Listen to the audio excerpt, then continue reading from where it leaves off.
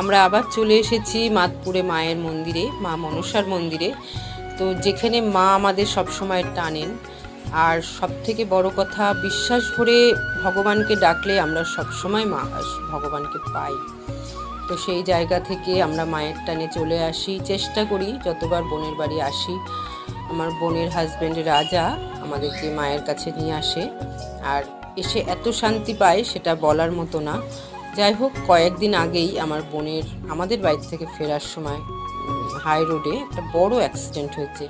তো সেখান থেকে সত্যি কথা বলতে ওদের ফেরার কথা না, কিন্তু সেই সময় বোন আমার কাছে গল্প করেছে যে এত জোরে জোরে মাকে ডেকেছে যে মা ওদের ডাক শুনেছে, ওর মান রেখেছে।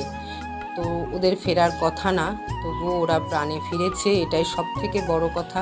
তো সেই জন্যই আমরা ওর বাড়িতে ওদের সাথে দেখা করতে এসেছি আর মায়ের মন্দিরে এসেছি।